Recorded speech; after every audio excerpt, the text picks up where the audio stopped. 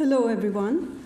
Good afternoon. My name is Vidya Natarajan, and my current day job is as coordinator of the writing program at King's University College. I've lived in Canada about 15 summers, and that's been long enough for me to stop pondering the question, how come all Canadians have such lovely teeth, and what is that Saturday morning religious observance that goes on between lawns and that noisy, stinking machine? And I can even groan pretty convincingly when people mention the Leafs. But quite recently, I listened to a friend melting down over the death of Gord Downey, and I was tragically unhip enough not to be able to understand what was going on with her. So all I'm saying here is that I'm still a bit of an outsider, fascinated and curious about Canadian literature, and I'm a little nervous today, though excited, to be introducing these two Canadian literary divas. We're going to welcome Heather O'Neill and Terry Griggs to Words First.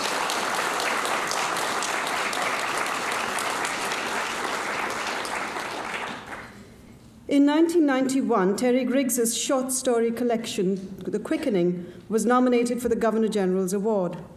In 2003, she received the Marion Engel Award in recognition for what was by then already a distinguished body of work.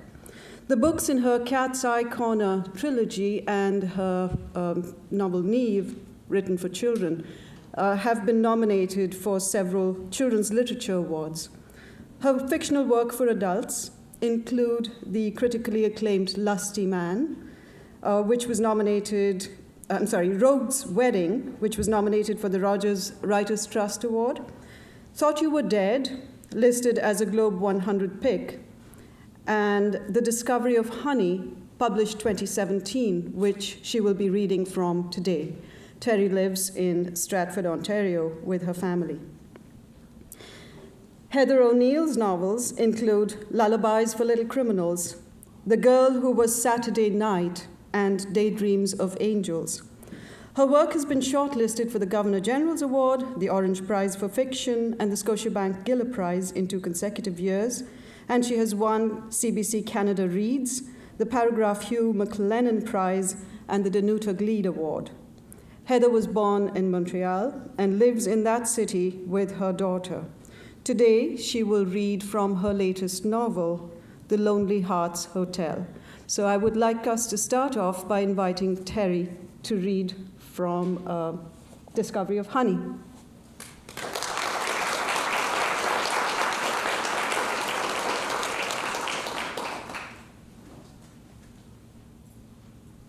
Thank you, Vidya, for the lovely introduction. It's wonderful to be back in London. I lived in London for a number of very happy, eventful years, and I guess a few uneventful years, but it's great. It's great to be back and to see such a wonderful big audience. And this is a fabulous festival. I'm thrilled to be invited. It's my first opportunity to be here.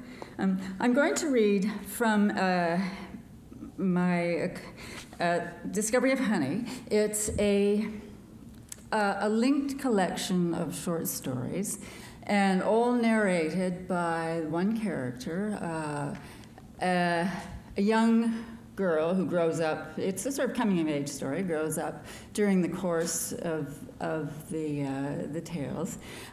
She's a little unusual in that I have gifted her. Her name is Hero, and I have gifted her with a linguistic ability beyond her years, and with a gift of insight. She is, from a first-person point of view, she's a bit irrepressible and sort of has burst through very often into omniscience. One commentator has called her hyper-omnipresent. I'm just going to read a little bit from the first few pages of the opening of the stories, and it's called The Discovery of Honey as well. My parents were married in a high wind that was conceived in the tropics and born in a jet stream. As it crawled up the coast, playing with flags and sailboats, teething on cliffs and peninsulas, it matured into a lusty and vigorous gale, a product of incompatible air currents, polar and equatorial, with a trace of African simoom ancestry. It blew like a bastard, sweeping suddenly into the orchard where the wedding ceremony was proceeding at a lazy, mid-August, sun-sodden pace. My mother had scarcely breathed her consent to the marriage contract, exhaling a nervous and wavering, "I do," when this wind arrived, unannounced and uninvited, twirled the bees in their hives, flung Billy Murphy's dress up over her head, and gobbled up my mother's faint, wafer-thin words in a roar. My father, who had himself that very second agreed to the whole ball of marital wax, for better or for worse, turned to his bride in surprise and gagged as the wind socked her veil into his open mouth. Though inaudible, Reverend Cowley struggled on with the service. His pronouncement that my parents were man and wife, the real clincher in most ceremonies, whirled up unheeded into the sky and yoked two gulls that were surfing on the turbulence. Immature Spartans and Paula Reds began to rain down from the trees and pummel the wedding guests, also beset by their best clothes. Suits and silks that billowed hideously or slapped smartly. A charge of gate-crashing goats arrived, escapees from a damaged pen, and began to mingle with the guests and check out the windfalls. The wind raked its long fingers through my mother's hair until her demure, tidily tucked chignon, clean as a comma, became a cursive writing in the air. The translation, exalted mess. My father turned again to speak to his gorgon-headed wife and was felled by a falling branch. Her French lace veil wrenched free from his clamped teeth and tore off across the fields like a spirit called home. My grandmother, Albertha Pinkham, stood in the storm's eye like a plum preserve in a glass jar. As she watched her airborne chickens scud past her like volleyballs, some spiked to the ground, she pursed her lips, thinking, when you turn a church upside down and dump the contents of a wedding into your backyard, what do you expect? Her daughter, soft in the head, after having read too many bride magazines, had insisted on being married in a natural and idyllic setting, which goes to show how much work she had ever done in the orchard. Everything had to be just so, countless niggling details nailed into place, and now those details had risen, chaotic and dangerous, in a stinging, blinding swarm. A woman's hat whizzed by Albertha's nose. She wished her own would take a ride, a mother of the bride, fruit and flower festoon caricature of a hat. Oh, why not sew on a couple of tarts, Uncle Clyde had suggested, some fox heads, fuzzy dice. Dry up, Clyde. Albertha had witnessed her share of weddings over the years, but this one surely took the cake. Jumping Jesus, she then remembered, the cake, and tore off to the rescue a swirling eddy of purple chiffon. The wedding photographer, meanwhile, took 24 exposures of Billy Murphy hopping around in her frothy champagne pink underwear. She was frantically trying to gain control of the dress that had enveloped the top half of her, like a bud that refused to bloom. Worse, the undies were lacy with nibbles, as they were the edible kind. And Billy hadn't been able to resist sampling them. Her face was flaming, a scarlet pistol sealed in a periwinkle prison, as she conjured up the next social column in the town paper, and the maid of honor were an appetizer. The edible undies had been intended as a joke, a private post-reception one for her boyfriend Dougie, and not some self-immolating farce dished out for everyone's consumption. The photographer was more entranced than titillated. He had no idea that it was physiologically possible for legs to blush.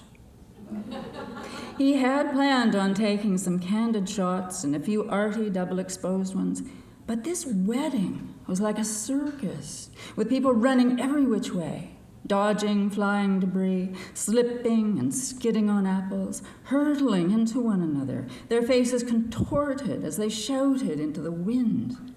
Fleeting moments simply streaked by, hell-bent, stripped of sentimentality, too elusive to be captured on film.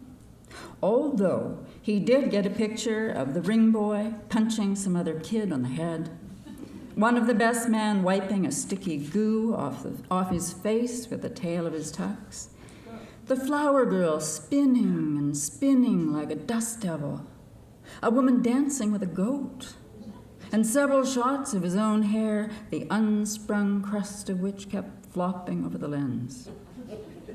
Unfortunately, he ran out of film and failed to document the thrilling and, I'm told, totally unexpected moment that Cousin Tony leapt out of a tree and grabbed Mother. Tony was a shy, stammering boy from a long braided line of cousinage, so retiring he seemed at times to recede into the obscuring folds of his own shadow. Well, this very Tony wrapped his arms around Mother, clasping her in a passionate embrace, and planted a prolonged kiss, animate with hunger, on her astonished lips. In the taxonomy of kisses, a beaut, a stunner, top of the line. Unleashed, our no longer paralytically timid cousin cut a surprisingly dashing figure. His shrinking violet nature in full and healthy bloom as he sank his eager rooting hands deep into the bustle of Mother's gown. A buzz of shock ran through the wedding party, and appalled murmurs snaked among the guests like a lighted fuse until someone exploded with, "Did you ever?" But their outrage fizzled quickly, extinguished by the blanketing force of the wind, a renewed trumpeting blast that shook the trees fiercely and slammed the sky into the ground. Everyone took to their heels and fled, and the bullying wind tore after them, pushing and shoving, hounding them, pounding their backs, and breathing its warm, blustering breath down their necks. The wedding refugees assembled in the barn, disheveled, shaken, some laughing and joking, already putting the wind into words, siphoning off and savoring their share of the adventure. In that hushed, haze-scented sanctuary, the storming, bucking wind was corralled into story and tamed, told over and over like an animal taught to perform tricks. What had raged unfettered outside was within tempered and turned into so much hot air. The mood among the guests had grown more relaxed and carefree. The awkwardness and constraint they had felt in their Sunday clothes and cinched belts and beauty parlor hair had, like many of the things attached to the wedding, blown away. Everybody was mussed and rumpled, mole by the tempest, ties pulled askew, shirts untucked, stockings twisted. Marg Petty's knees had burst like bald heads through her new pantyhose, and she didn't give a damn. The veneer had blown off the occasion, as had the last shred of magic that had clung tenaciously to the ceremony.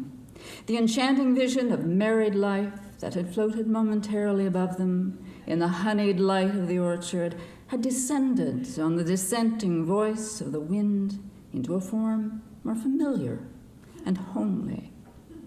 Uncle Clyde fondly recalled that fight he'd had with Auntie Viv on their first anniversary, the one where she hurled a slab of raw veal at him that caught him on the chin and wrapped around his face like a mask. And she said, "How do you like your scallopini, meathead?"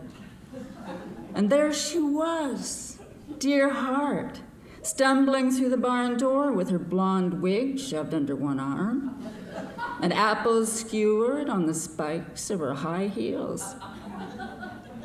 Marriage in their hands, as in the wind's hands, had been a gloriously malleable, earthy, and surprising thing.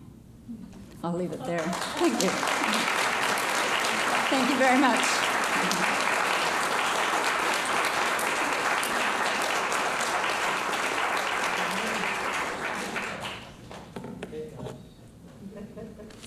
Hi, so I'm Heather O'Neill, and I'm just going to read like a tiny part, but I just want to introduce a bit. So this is my latest novel, The Lonely Hearts Hotel, and I actually had the idea for this book when I was really, a long time ago, when I was really quite young. I was raised by my father. He was a single dad, and he was born in 1927, so he came of age during the Great Depression in Montreal, and he was the youngest of 9 boys, and his father died when he was 3, so his mother was left with 9 boys during the Great Depression. So naturally, they all turned to crime. And so my dad was 11 years old, and he worked with all these older gangsters, and he would deliver packages for them, or he would climb into windows on the top, or anything they needed inconspicuous. They would get him to do this for him, for them. And actually, when he was 11, he spent a year in prison, and back then they didn't have juvenile detention, so he was a year in with the adult gangsters and the worst of the worst. And actually, what he was convicted for was breaking into a garment factory, which happened to be the garment factory owned by Leonard Cohen's dad. So growing up, I was never allowed to listen to Leonard Cohen songs. My dad was like, "It's just not happening. O'Neills and Cohens, we don't mix." So anyways, after the war and later in life, my dad decided to go on the straight and narrow, and it ended up being the biggest regret of his life. And he always felt that he had missed his true calling because he had had so many talents, criminal talents, and he had let them go. And he was always like, "Crime really does pay. I made a big mistake." And so he worked as a janitor, and at night he would tell me these wonderful tales about being a criminal in the 30s and 40s. And they were my bedtime stories. And I would say, "Tell me that story about the bank robbery that went awry." And he would be like, "Oh, great, I love that one. Settle down." So, and during this time also, I started, my dad had dropped out of school when he was in grade 3, so he never really knew how to read and write. He could barely make anything out. But I really enjoyed reading, and he would buy me, he bought me a pile of Charles Dickens novels from a garage sale, and he gave me $2 for every one that I read, which is like a really hard way to earn your allowance. But it paid off because he wanted me to be able to read and write because he couldn't. And when I was 8 years old, one of my uncles gave me a journal for my birthday, and I ended up writing every day in it, and I kind of became this graphomaniac, and I would just record every little thing that happened in our lives. And I loved that idea that you could, I was already kind of looking for the narrative in life and what details sort of could be transformed on the page into something full of grace and metaphoric. And then whenever I would finish the journals, my dad would burn them because he said I would end up being used by prosecutors to put all my uncles in jail.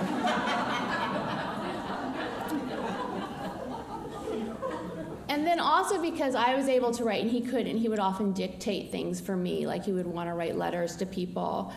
And I would always, stop him and say, well, that's not actually grammatically correct. And he would be like, just write exactly what I fucking tell you, Heather.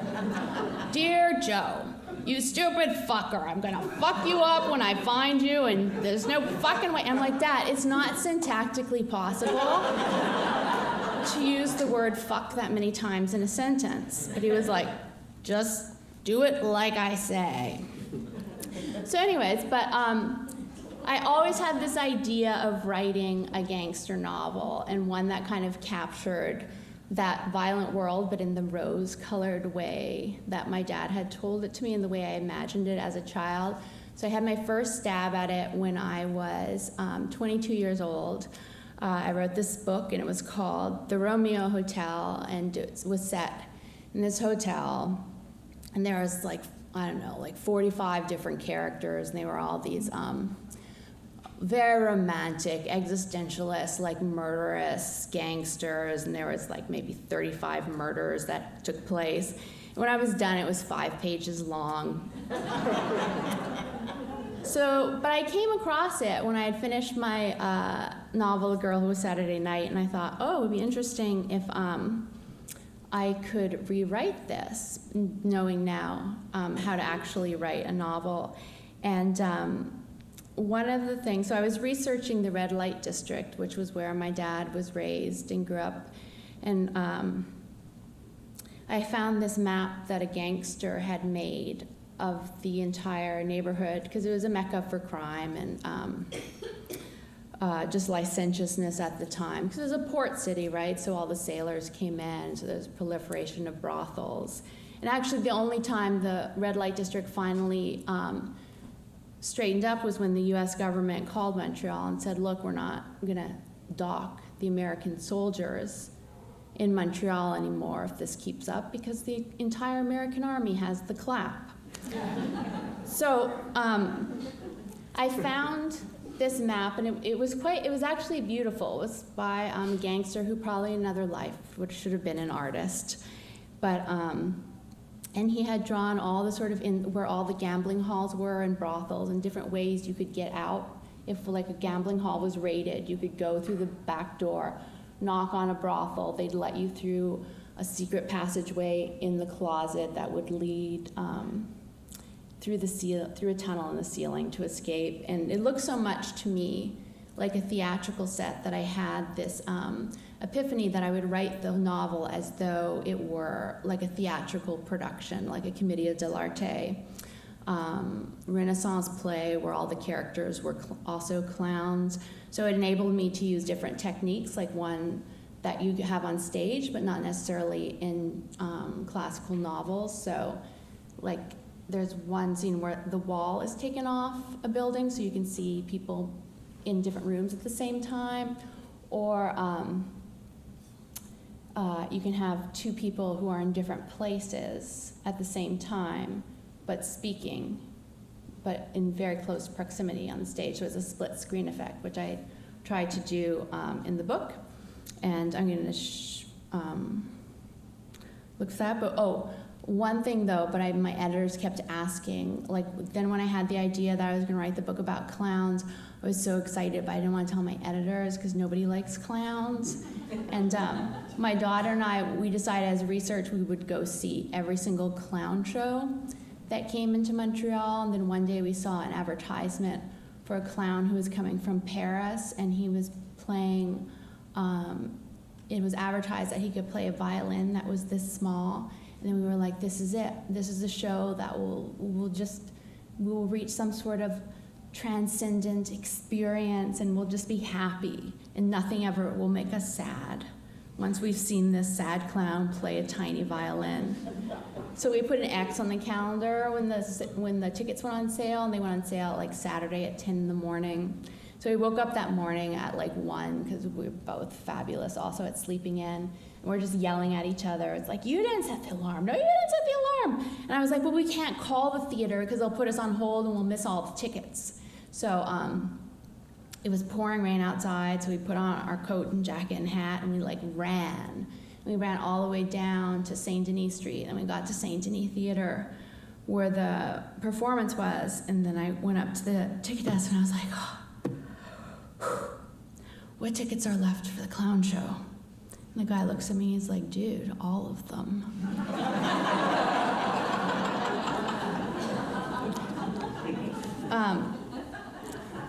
So I'm just gonna read a tiny excerpt that shows the, this theatrical attempt of the split screen effect. And in the tradition of clowns, I'm drafting a member from the audience. And so we're gonna read it together. Do you need the mic? Is this on? No, we'll just take turns. Okay. I don't think this works. Yeah. It works? Oh, it works, Perfect. yes. One night he had to leave the room for a while and get away from Poppy. And on the same night, on the other side of town, Rose left her hotel wanting to escape the room McMahon rented for her. Piero's coat collars were pulled up so you could see only the top of his head. Rose had her fur hat down over her eyes, so just the bottom half of her face was visible. Piero leaped back quickly as the trolley rang its bell at him and then surged by. Rose stopped at a streetlight as a car rumbled past the tips of her toes. Piero lit a cigarette. Rose inhaled from her cigarette. Piero exhaled smoke rings. Rose let white swirls escape from her nose. Piero tossed the cigarette onto the ground. Rose ground the cigarette with the sole of her shoe. Piero stopped to look at a mannequin wearing a pink dress in the window of a store on the west end of St. Catherine Street. Rose stopped to look at a mannequin wearing a black suit in the window of a store at the east end of St. Catherine Street. Thank you. Thank you.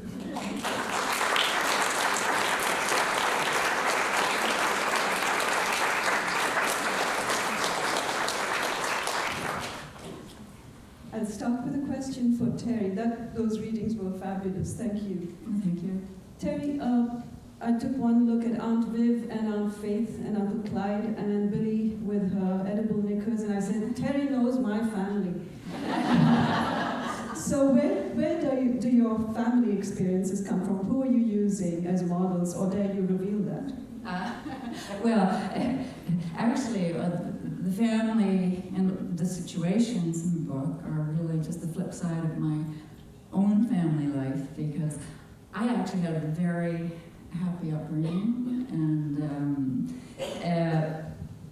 my family was very small. I know in this book there's a sort of huge, large, combustible family with all kinds of cousins, and as you mentioned, the aunts and uncles. I didn't have an aunt, an uncle, a cousin. It was just my mother, my father, my brother, myself. My parents were not the parents in the book. They were sweet and funny and true blue. So it's interesting that where does this come from? Well, they say happy families. Is that going to make a story?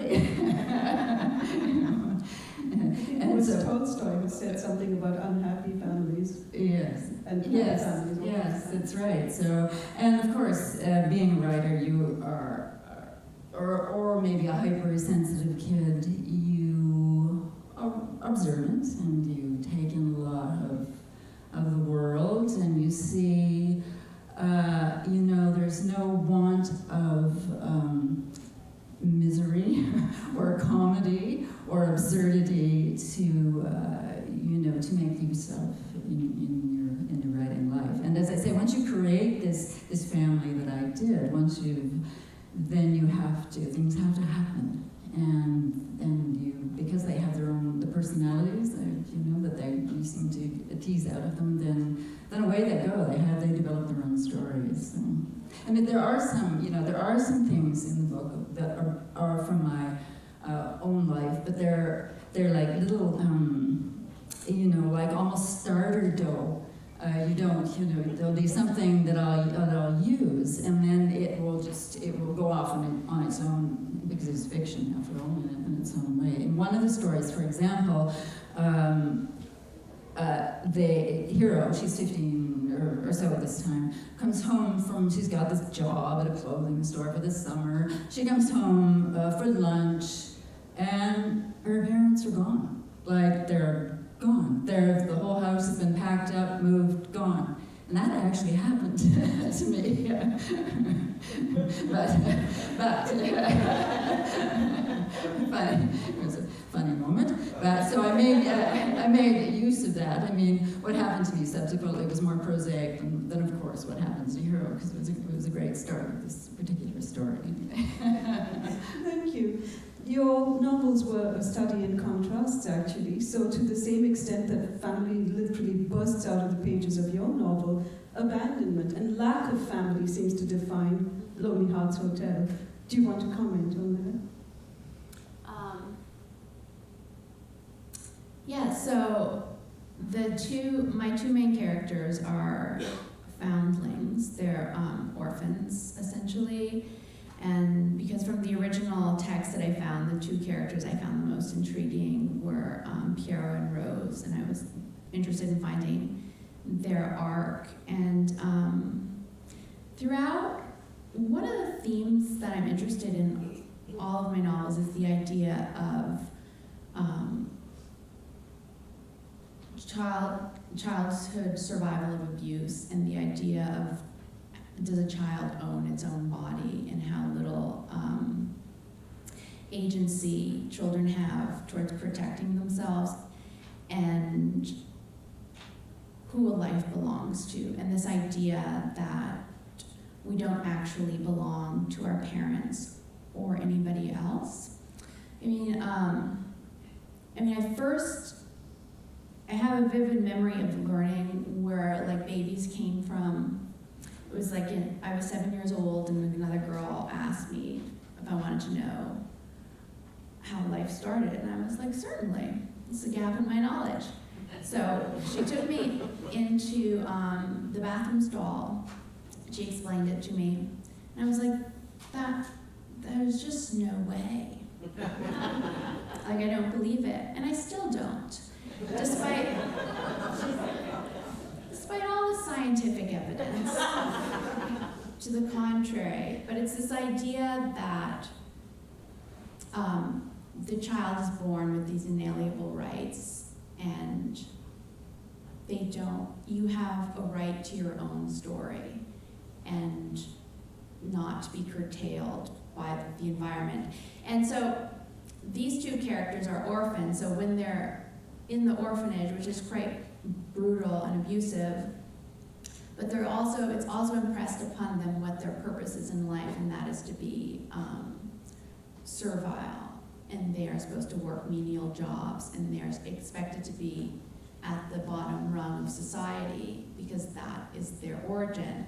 But for them, they kind of subvert that and flip it on its head and say, well, if we don't know where we came from, then we could be anybody. We could be perhaps the children of aristocrats.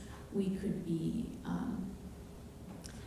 artists. We could be anything we want. So they are very into, Rose and Piero are extremely into this idea. They create a narrative for themselves when they're children in the center of all this abuse, that they'll grow up and create this circus.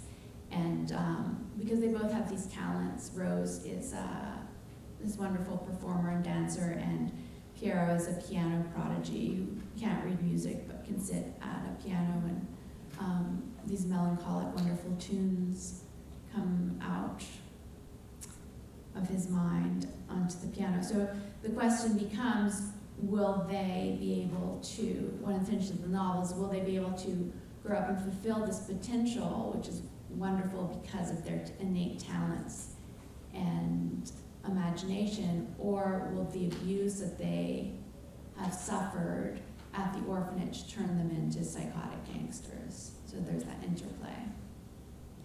Thank you.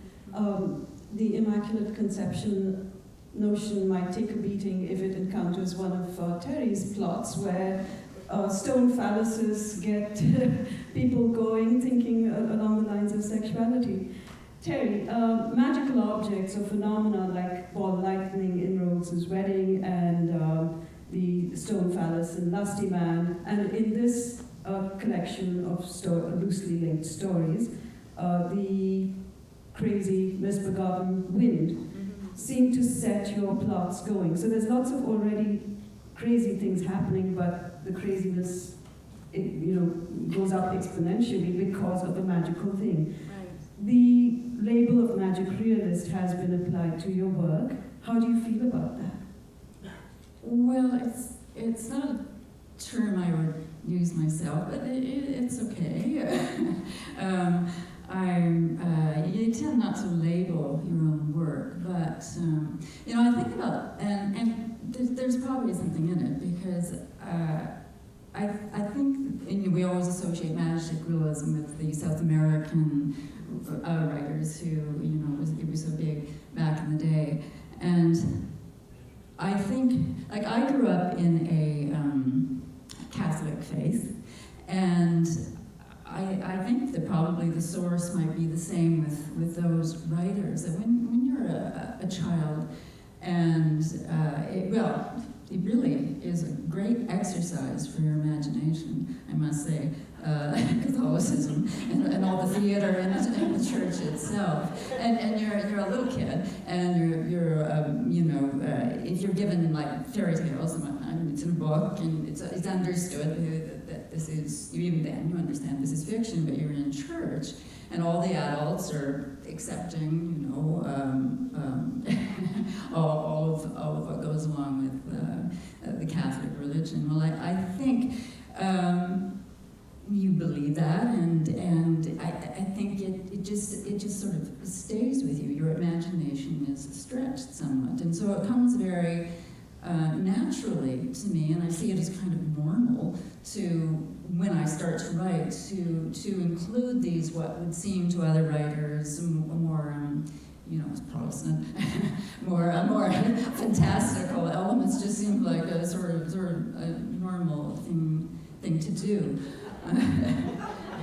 So I guess that would be my, other writers actually have talked about this too, and Seamus Heaney says that Catholicism gives you a structure of consciousness, I think is how he put it, and Hilary Mantel said something to the effect that you are taught that there is another, in Catholicism, there's another reality, and that a reality beyond what you see, and that reality is more important.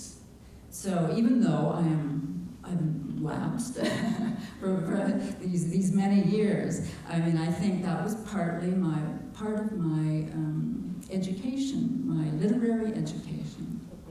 Thank you.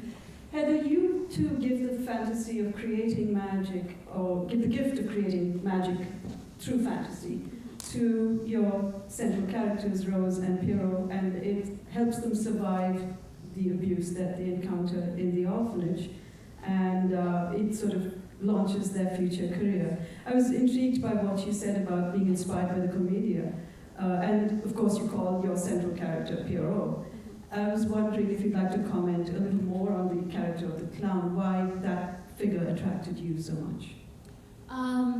Well, I've always been interested in sad clowns, particularly, or the art of clowning, and when it's had its resurgence in history, like between the First and Second World War, there was also a huge resurgence in the art of clowning. And I think what the clown does is it performs mundane tasks while at the same time embodying and being conscious of the horror of the world we live in. So it's like after the First World War, how are people supposed to go about their daily tasks and routines when they knew what we were capable of, and all the mass murders and children dying. So how do you go about just mopping up your floor? So the sad clown will go through the horror of that activity, the existential knowledge that you just have to go about your day and ignore this, but the sad clown is the figure who cannot ignore it and takes it on for us. And he can never pretend that the melancholy of the world doesn't exist. So,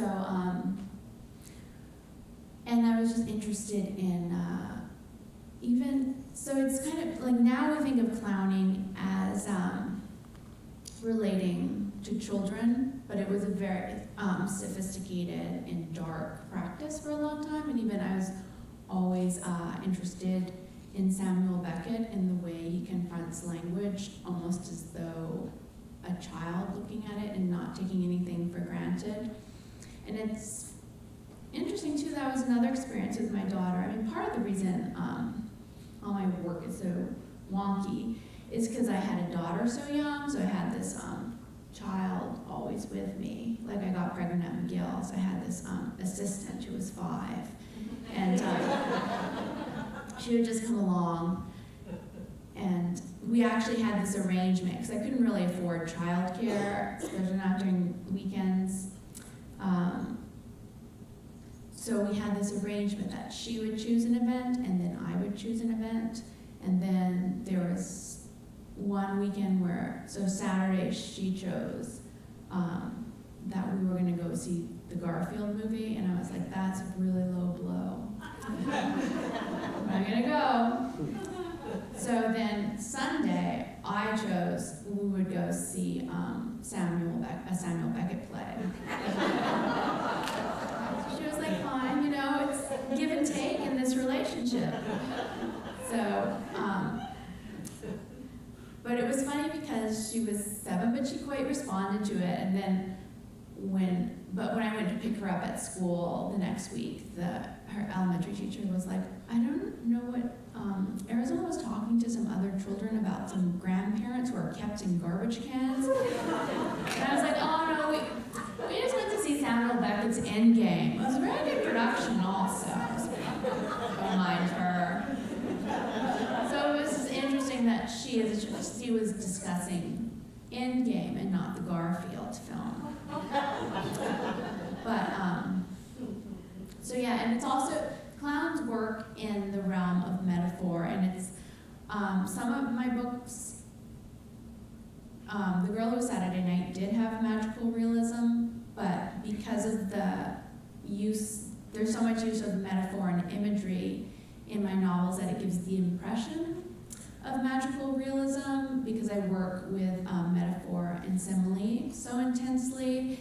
And even that, to use a metaphor for me is to just, I mean, there's 2 levels to a good metaphor. And one, like just, if I'll use any, there's the visual and then there's the thematic level of the metaphor. So an example in my book, there's the sound of the rain on the roof, and I describe it as a girl in stockings running across the rooftop to escape the house. And so on the one level, you have that visual, the striking visual juxtaposition of that kind of shocks you and makes you actually hear the rain in a different way, and it becomes more real. But then there's the thematic level, because there's so much in the book about young women trying to escape abuse in houses and find their own way, so then it highlights the theme. So when you use metaphor a lot, you're using words in a magical way. Absolutely agree with that.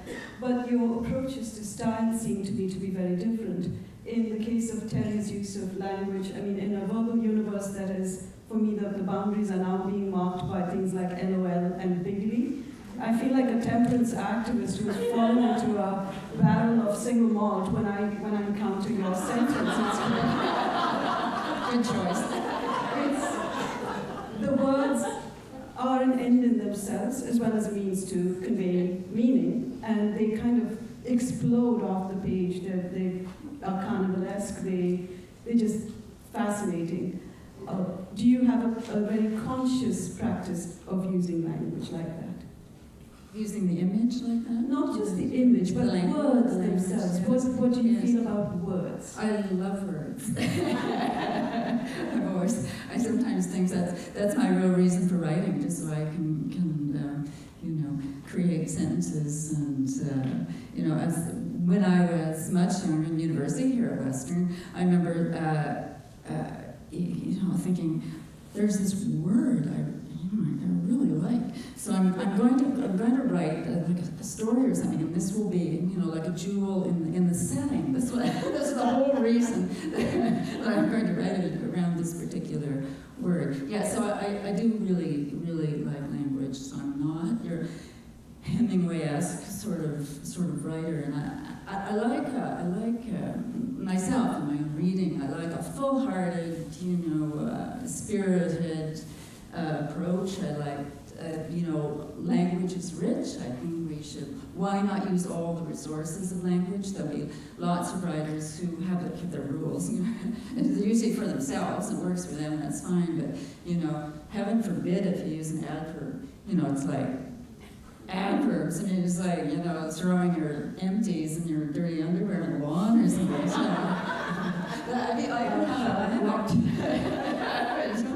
I have a character in one of my other books, actually, who sees a bumper, he's driving, sees a bumper sticker, and the bumper sticker is save the adverb.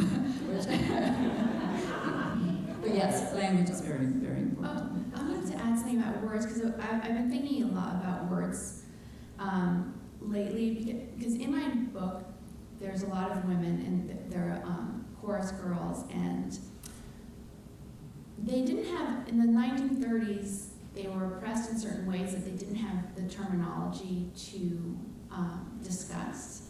And there's certain words that we've developed in feminism that have enabled us to become freer as people.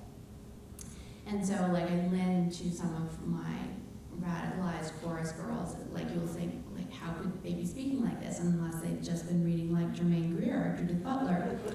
But then I was having a conversation a couple of days ago, because I'm writing a nonfiction memoir piece, and so I was talking to a lawyer, and she was saying that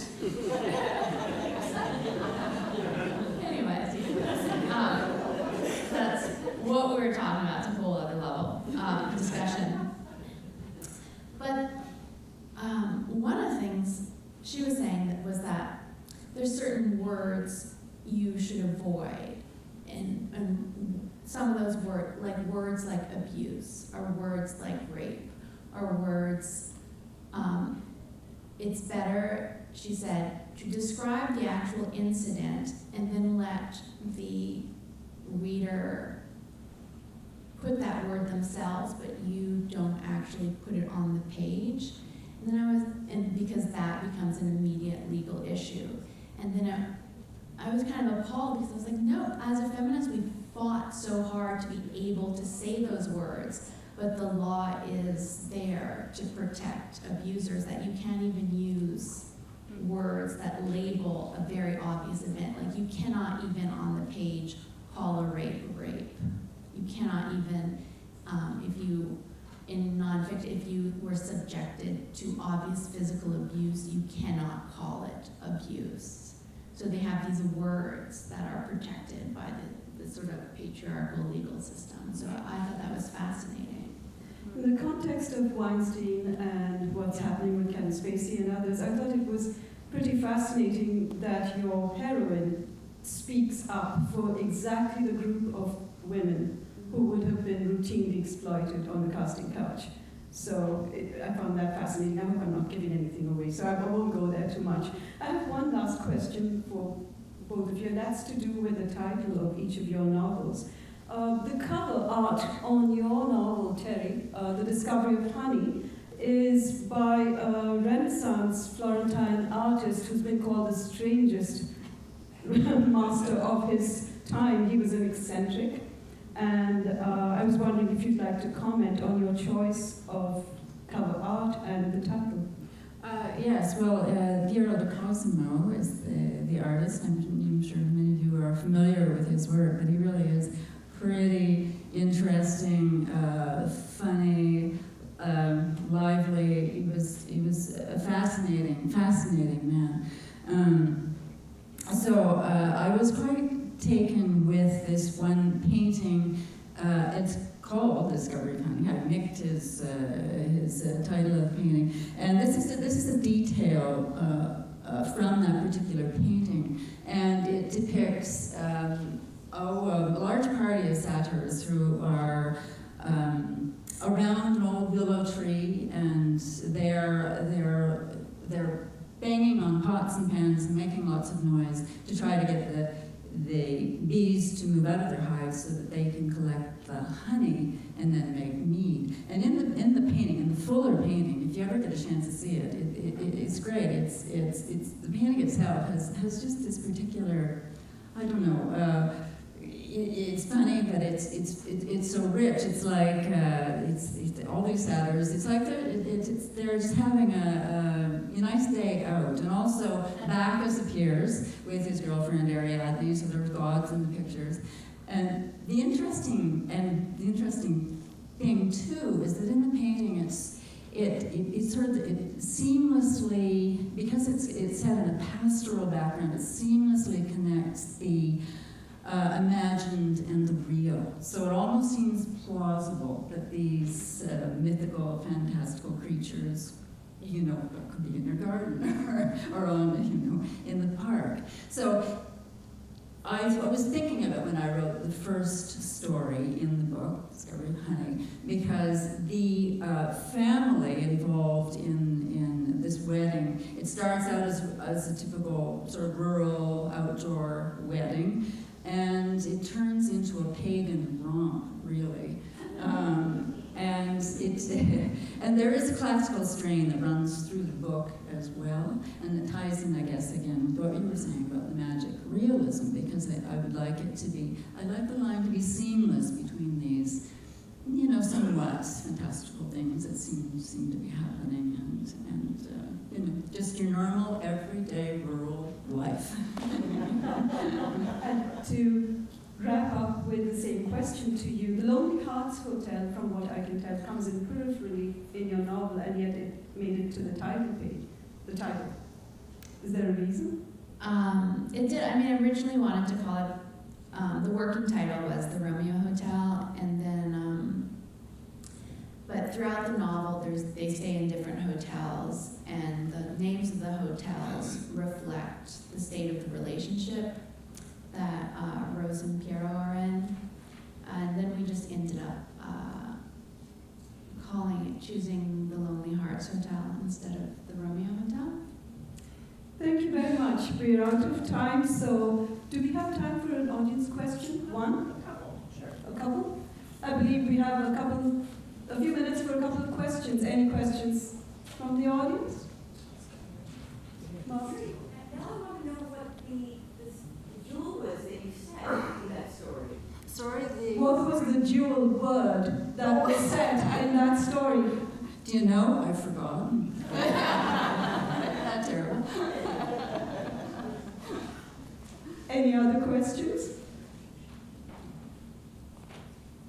Marilyn, you mentioned the agency of children having an ability to protect themselves. And I love the expression of their youth and everything that you mentioned, and how you were a survivor, all that. Maybe elaborate a little bit more on the word agency, if you feel like it, on that subject. Well, I guess because children don't have agency, they have sort of no rights in the world, and I mean, as a group, there sort of are not. And then there's also, it's not only that you're, like we're talking about words, so it's not only their agency that's taken away as a child, but then they have to live with their stories as being secrets. And there's so much taboo about actually even speaking about child abuse that you were subjected to or experienced. And it falls into this verbal place. So both Rose and Piero, they deal with their abuse in different ways. Rose actually becomes she has a spark of violence in her, and that allows her to objectify what happened to her and sort of retaliate against the world and sort of the system that created the abuse that happened to her, whereas Piero completely internalizes it, and he can't see it as part of outside of himself, and he's always trying to learn to love the abused self. So, and there's that difficulty with trauma, where, especially when you were abused as a child, because when we're abused, we're always looking to that person before the abuse and trying to reclaim who we were, and it was like, well, if this didn't happen, who should I be? But you can't. The only way to survive is to realize you can't think that way. You have to realize that abuse has affected you on a molecular, metaphysical level, and who you are is an abused person, and you are a survivor. But that in no way takes away from the wonder and splendor of who you are. And I know in the book, like the first 30 pages have probably been the most controversial, because that's wherein the child abuse happens. And there was the question of, as there always is the question with every one of my books with editors, like, dude, are you going to dial this back? But for me, it was just because these characters are survivors, and particularly Piero, I was not going to create a world in which they had to keep that secret, or that I alluded to it. So it's like, if you can get through the first 30 pages of the horrors and the abuse that happened and were happening at that time in Montreal orphanages, then you are allowed into the wonder and splendor and magic of their world. But if you can't deal with the fact that some children are abused, and you can't,